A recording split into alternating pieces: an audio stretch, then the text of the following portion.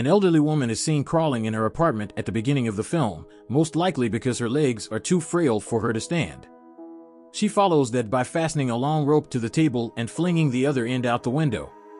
She seems to be making every effort to leave the flat because she detests it so much. Despite her old age and fragile body, she somehow climbs outside and grabs the rope tightly. But just when she prepares to slide down, her hands slip, causing her to fall. It appears as if she has died. But when the camera pans to her, it is revealed that the rope has miraculously held onto her leg. The old lady tries to reach for the ground, but the rope pulls her upstairs back into her apartment. Then the windows shut forever. A few months later, a young 25-year-old girl named Anna arrives at the same apartment to rent it, where she is greeted by the building manager, Mueller, and the current tenant. It seems as if the current tenant is a different old lady than the one we saw at the start. Anna closely inspects the room and finds it fascinating. She becomes even more enticed when Mueller mentions the extremely low rent of the apartments, which is situated in central Vienna. Before signing the rent agreement, Anna asks the old lady why she's moving out, to which the latter replies that she wants to travel the world. Anna finds it very strange that a woman her age wants to travel, but nonetheless she believes her. It's not that strange people these days don't retire until they're almost dead. After this, she reveals that she is new to the city and that she has come with her ex-boyfriend. However, things didn't quite work out for her, and now she is all alone. As Anna continues explaining her story, the old woman becomes anxious and asks her if she wants the apartment or not. Anna replies, yes, and Mueller hands her the rent agreement contract. She tries signing it, but the pen doesn't work. However, the old lady has a spare one in her hand. This indicates that she is in a hurry to hand over the apartment to Anna. And as soon as the deal is done, the lady takes her belongings and leaves happily.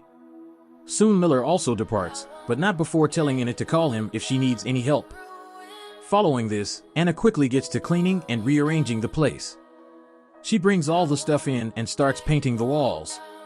The place is very dusty, so Anna throws out all the useless items, including a small piece of cloth that lies on top of a shelf. But when she returns back after dumping the trash, strangely, the place has again reverted back to its old self. The new painting has become dirty. The furniture is covered with dust and the fresh fruits instantly have become rotten. The piece of cloth that was above the shelf has also returned. Anna is stunned by this strange occurrence, but she doesn't care much and refurbishes the place once again. Anna is insane. However, every time she goes to throw the garbage bags, the apartment again becomes a mess. And because of the constant hard work in his eyes, start becoming wrinkly and dark. That night she sleeps on the couch, tired, when the radio suddenly starts playing. Anna goes to turn it off. But when she sees her face in the mirror, she realizes that her face has changed drastically. The very next morning, an enraged Anna goes to the house manager Mueller and berates him for offering her a haunted apartment. She also demands her security deposit back, but Mueller responds that it's not possible. He then brings out the rent agreement contract and shows a clause which states that a tenant may not leave the apartment until and unless a new tenant arrives. The clause is written in such tiny words that a magnifying glass is required to read it. As expected, Anna bursts out in anger and threatens to report him to the police. But Mueller doesn't seem to be fazed. He simply warns her to stay in the apartment because that is what the contract states. However, Anna pays no heed to the warning and leaves. She heads straight to a clinic to obtain a medical report so that she can file a complaint with the police. But strangely, the doctor believes that her wrinkly skin and gray hair is normal for a 25-year-old woman. Anna shouts in anger that she has every right to get tested and whips out her ID. To her horror, the contents of her ID have been wiped out. Shortly after, she heads to a hotel to stay for the night. The receptionist again asks for an ID and Anna has to pay extra money for the room. That night, Anna suddenly wakes up and realizes that she has become weak. Lo and behold, it turns out that she has become extremely old, like an 80-year-old woman. Anna slowly walks to the sink and coughs, resulting in a couple of her teeth falling out. The following day, she heads back to the haunted apartment and confronts Miller. The latter is not surprised by her condition and simply mentions that she should have followed the protocols which clearly say, don't get out of the house. Here we get to know that if a tenant signs the contract and gets out of their apartments, they age rapidly until they pass away. Miller also reveals that the apartment doesn't like to be alone, and this is why a tenant must always be there. And he thought clingy partners were bad. Following the conversation, Anna leaves for her room, and after a while, Mueller suddenly realizes that his box of matchsticks is missing.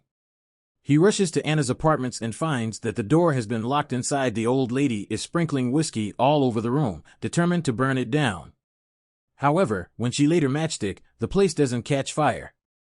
She attempts to try again. But unfortunately the house becomes angry and starts choking her as Anna drops to the floor, gasping for air. Mueller somehow opens the door and tends to her. He removes a piece of cloth from her mouth, hence saving her life. Strangely, the cloth is the same one that is always lying above the shelf. Shortly after, Mueller hands Anna a drink and starts talking about the apartment. He reveals that the apartment has been in existence for over a decade and at all times there has been a tenant inside. In one instance, some schoolgirls lived there, but all of them became grannies in a matter of days. The incident made it to the news and caused nationwide unrest. A minister even attempted to destroy the apartment to bring an end to this sorcery. However, he was mysteriously found dead before his plan commenced.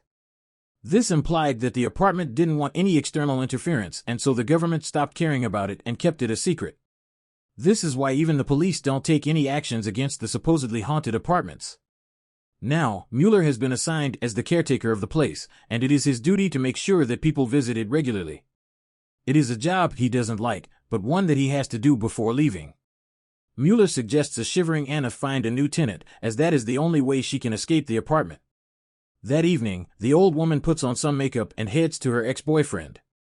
Daniel's pleas for help. Unfortunately, he doesn't even recognize her and says that he's in a hurry. Anna tries to reveal her real identity, but Daniel assumes that she's his ex-girlfriend's grandmother. At the same time, his new girlfriend arrives in her car to pick him up. It turns out that the two are also apartment hunting. Anna has the perfect opportunity to set them up and trap them in the apartments, but she doesn't say a word and lets them leave.